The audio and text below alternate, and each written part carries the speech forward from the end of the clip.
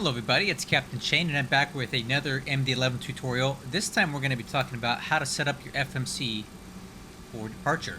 So you're going to want to watch the first video I did. I'll put a link to it in the description on how to do the cockpit preparation.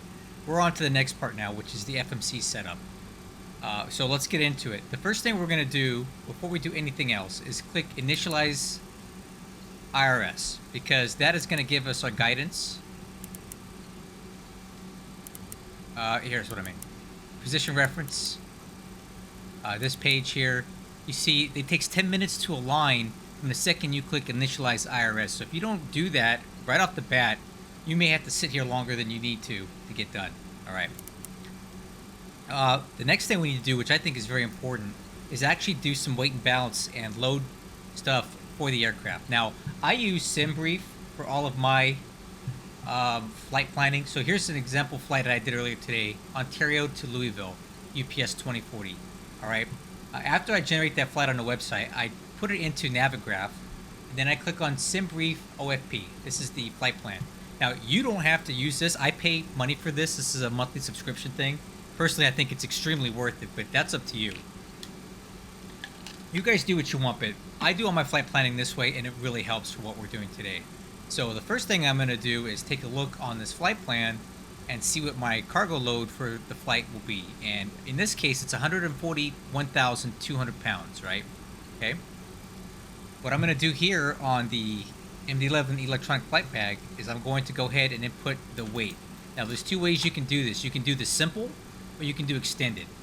Extended is good if you want to really fine-tune the center of gravity, because you can load different cargo stations as much as you want to shift the center of gravity wherever you want. I find that this does just fine doing it this way. It's under simple controls. So, but if you want to fine-tune your center of gravity, guys, that's fine. A rule of thumb, the MD-11 has relaxed stability, and it does best with the CG a bit aft. So a takeoff CG of about 30% of the mean aerodynamic chord is ideal. You can take off with anything that's in the acceptable bands here for the weight of the aircraft, the gross weight. Anyway, so we have 141.2, and then going back to this, we'll take a look at our load, our recommended fuel loads here. Now, I do some adjustments to this before we get to this point on the website, but basically it's telling us that we have a trip fuel recommended amount of 52,650. So I just round it up and go 52,700. Okay. It's also saying that our block fuel is going to be 77,724. I'm going to round it up. I always like to round up, guys. 78,000. And taxi fuel, I add an additional 2,000. I assume that 2,000 pounds of this is going to be about taxi fuel. So when we put that in, we see that our takeoff center of gravity is 30.3 and our zero fuel weight center of gravity is 20.5. Well within the weight and balance limits of the aircraft. What I do here next is click Apply Load Configuration to Aircraft in FMS. Now, you can do all this manually if you want, but I'm going to use the tools that the people gave us, and when you click it here, it feeds a lot of data into your FMC for you. All right, next. After we've done all your weight and balance stuff and you properly put it in, let's start typing in some stuff. So we'll start with our from, which is K Ontario / K S D F. Enter that there. Our alternate is KCVG. I'm going to put that there. Flight number, UPS 2040. Put that there.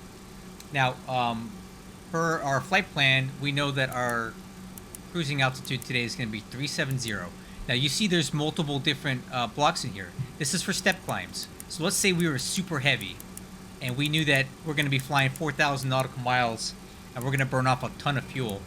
You can program in your step climbs this way, and the FMS or FMC will plan accordingly and execute these step climbs when it reaches the best weight for that. Okay. But in our case, we have no step climbs today, so we're just going to do 370. Okay, next, this temperature thing. Now we're getting a little technical.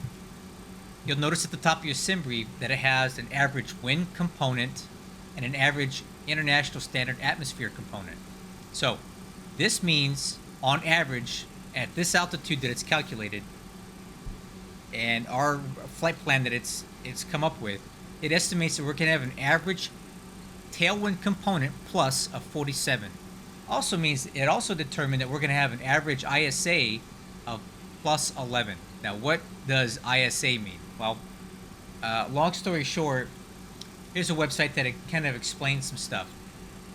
Basically, at sea level, international standard atmosphere is 15 degrees Celsius. For every 2,000 feet you go from there, you lose 2 degrees Celsius until you get to flight level 360, and then it's constant 57 and up. We're going to be above 36,000 today, so our normal ISA would minus 57. But because our calculated weather that this system understands says we're going to have plus 11 to that, so our correction for this flight is going to be 57 plus 11, or minus 11 in this case, or minus 57 plus 11, how you want to do it. So we're going to go back into our FMC, and we're going to go minus 46 slash plus 47. Boom. So that gives us our average temperature aloft and our average tailwind component for the entire flight. And now, guys, this is a rough estimate. It's not going to be exact. The weather could change. You may do different altitudes. This is an estimate to help the FMC calculate your fuel burn and usage, right? Okay? Don't lose too much sleep over this. If you don't put it in, it's not the end of the world. It just helps this thing calculate things a little better for you. Now, cost index. There was a million different things about cost indexes. I'm going to give you a rough guesstimate here that you can use for basic planning. A cost index of 50 will give you a cruise speed of about Mach 825 and the appropriate climb and descent speeds. Cost index 100 will give you an appropriate approximate cruise speed of about Mach 0.835 with an appropriate climb and descent speed. And cost index 200 is going to give you a cruise speed of almost Mach 0.85, which is really pushing it right there. So I typically use cost index 100. I put that in right there. If you experiment with this number to get where you want, it's not an exact science as far as I know. Okay, now we go next page. This information was already calculated and put in by the electronic flight bag on the left, right? It fed that data into your FMC so you don't have to do it. That's why I like to do it over there. Next, I leave this alone. Okay, that's set up. Next thing we're going to do is we're going to click flight plan. Okay, now you see we have our start and our end. We're going to click on K Ontario and we're going to select SID. First thing we're going to do is we're going to select our takeoff runway, which is 26 right. And then we're going to program in our route. Now I have it off screen off to the right, but I think I'll do a screenshot so you guys can see it as I go. This is our route today. As far as this is concerned, DCT means direct. We're not going to put DCT in. All right, now follow along with me. 26 right, Sunshine 5, departure with a Las Vegas transition. So I'm going to click insert. Now you noticed on the left side here on my nav display, you see the route. Remember from our setup, I put this screen in plan mode, and here's why. I get to follow along with the plan to make sure we don't have any holes in it or it doesn't go off in the wrong direction, like if we put the wrong fix in there. Okay. You'll also see that we have different crossing restrictions pre-programmed in because these are part of your standard instrument departure. You can manually change these yourself if you want to. For example, if the controller said, I want you to cross Pomona at or below 6,000, you can go in here and change it. So the FMC already knows that it should be this, but you can go in here and type this in, and now it's that. And if he says, I also want you to cross Pomona at no greater than 180 knots, you'll put that right here. So now this puts in a speed restriction and a crossing restriction at or below Pomona, so your FMC's profile mode can fly this for you and hit these targets, okay? Or don't mess with them because they're pre-programmed in based on the SID. Next thing on our flight plan is we have an airway we need to fly that starts at Las Vegas. So how do we do an airway? You click on the first point in the airway, which is Las Vegas, and you click Airways. Then you're going to type in the name of the airway that you're going to fly, which in our case is J146. So we're going to put via J146, and then there's a transition to Delta Victor Charlie VOR. Delta Victor Charlie VOR. Okay. After that, we have a direct route. So I'm going to hit insert now, and you'll notice that it fills in a bunch of different intersections that are part of that airway that you don't need to do manually. Okay. Now I'm going to click all the way down until I get to the next point that we're at. At DVC, we're going to go direct to the next point, which is Kilo Delta 51 Uniform. I'm going to type that in here. Kilo Delta 15 Uniform. And hit. I'm going to click it in right here. Did I spell that wrong? Oh, Kilo Delta 51 Uniform. I can't read. I'm going to put that in here. Flight plan discontinuity. Now it advances it to the next point.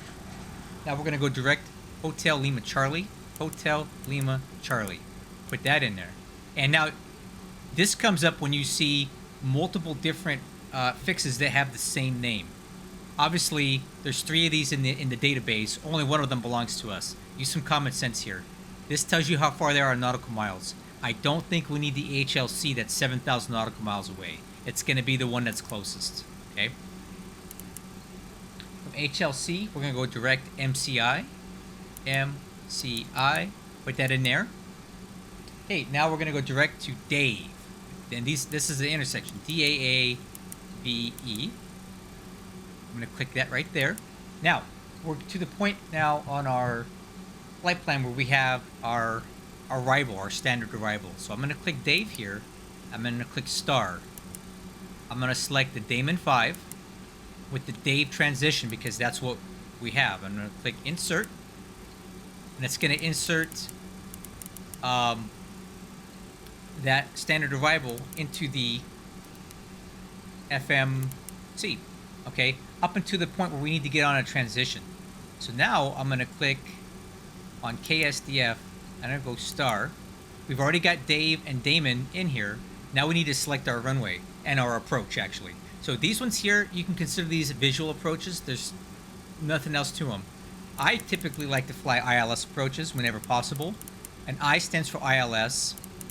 R stands for RNAV. I don't know. I forget what L stands for, but I could look it up. I'm not worried about L right now. We want the ILS 35 right approach with the Bourbon transition. So now I'm going to hit insert, and you'll notice that the FMC fills in additional points in here. Okay, because it knows we're trying to fly towards 35 right. It added additional points for us to fly until we get down to this thing that says manual. Also depicted as vectors on here. So what this means is that per the arrival and the approach, after lose, we're expecting to get vectored by ATC onto the final approach. Okay. Now, what I would recommend for you right now, when you initially take off, is to leave this flight plan discontinuity in there. You'll see that it's called a discontinuity because there's a hole. Right? There's a hole in here where these things are not exactly connected. It's assumed that your air traffic controller will vector you appropriately to get you onto this approach. Now, if you don't want that, you can do something like this, but it may kind of make it hard to fly. Okay, you can go delete the manual and delete the flight plan discontinuity, and it'll connect the dots for you. But as you can see, it's still not ideal. That's really making it hard to get in there tight. So you're going to want to fly vectors. Oops, land, traffic. That's really not a doable kind of turn there, right? So leave those in next time. I deleted them just so you can see. I recommend you leave in that flight plan discontinuity and the manual vectors to assume air traffic control will vector you appropriately. All right. So now we're going to continue checking around, and you'll notice here we have additional points all the way down to runway 35 right. There's something here that says 1600. What is that? Well, when you type in your ILS approach, it also gives you the missed approach programmed in for you. So in case we have to go around the FMC will know that it's going to fly up to altitude of 1,600 feet, and after that, it's going to initiate a right-hand climbing turn to 4,000 feet to the Torak intersection, and we're going to fly a hold here until ATC tells us what to do. So this is already programmed in for you. It's pretty cool, right? I would recommend you leave it in. It's not hurting anything to be there. Now, end of flight plan. You also have your alternate where you can add in a flight plan to KCBG from SDF if you needed to do that. And sim charts or Navigraph should have that in here. Let me see if I can find it. Where's the alternate? Well,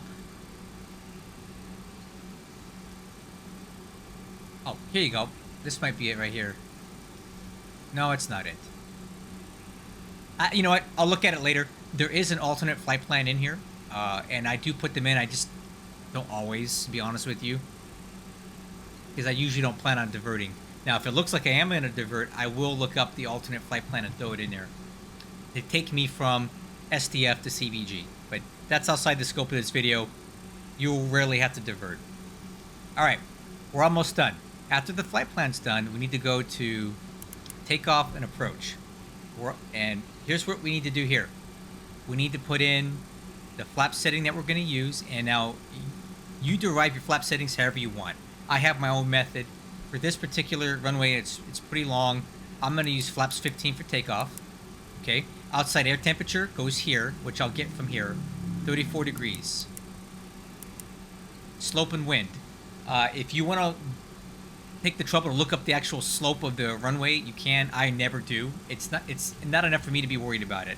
So I put 0 here, and I put slash, and then what I need to look at next on Navigraph, looking at your METAR, is the average component, your headwind component or tailwind component. In our case, we have wind coming from a weird direction here, which is not down the runway. It's 230 at 12, so it's coming from the left of the runway, which is a 260 heading. So we have a 6-knot crosswind component from the left and a 9-knot headwind component. I don't care about the crosswind, I care about the headwind. So in here, I'm going to go and put -9. Watch what happens when I put that in there. Boom. No slope. Headwind of 9. After that, it's going to spit out your V1, your rotate, and your V2 speed. You have to look at these and confirm them. If you like them, you're going to click here, and click here. And you'll notice that it fills them in on your PFD. If you want to manually change these, you can do that. Watch. 135, 160, 168. If you're using a third-party performance software and you want to calculate them that way, be my guest. I typically use what the FMC calculates because that is more or less accurate. The last thing we need to do here is our flex takeoff setting. So flex takeoff allows you to derate your engine performance for takeoff. If you're very heavy, if you're really high altitude, or if you have a short runway, I would recommend you don't use a flex takeoff at all. You leave that blank, and that will assume maximum available thrust for the given temperature that you have right now. If you think you don't need as much engine thrust, you can gradually derate your takeoff by putting in a different temperature here, okay? Oh, it doesn't like that. So let's try 40 degrees. Okay, that dropped it down to 107, 107% N1. I like to use 50 sometimes. 50 takes it down to 103.7. I typically use 50 for most takeoffs. And you can even get a little crazier and do like a 60, which really derates your takeoff. You would do this if you were completely empty and had no cargo aboard and you're just ferrying the aircraft a short distance. All right, but typically anywhere between 40 and 50 is going to give you a good takeoff N1 setting. Okay, the last thing we're going to do here is I'm going to click on the progress page and make sure that the fuel makes sense to me. So on progress page, if we look at that, let me scoot over a little bit. It says ending fuel on board. Now that's going to drop as we fly further down. That's assuming we're flying straight line distance from here to SDF, and we're not going to do that. But if you see this number is super, super high, like I aim for 20,000 pounds landing. If you see 100,000 pounds here, that's too much. If you see 5, you didn't plan your fuel right. So I like to validate that this thing is calculating a roughly accurate fuel landing quantity right here. Okay? And if that looks good, we're basically set up. So then the last thing I'm going to do from the way I like to run my cockpit is the pilot flying is going to have the flight plan on the left, and then the pilot not flying is going to have the takeoff data here, and then performance or progress page depending on what you want to see. And that's basically it for your FMC setup. We're ready to fly now. If you like this video, let me know. If you want to see more stuff like this, let me know. There's a lot more going on in here than what I showed you. I'm just showing you some basic stuff. So let me know if you want to see more. I hope you found this useful, and I will catch you guys on the next one.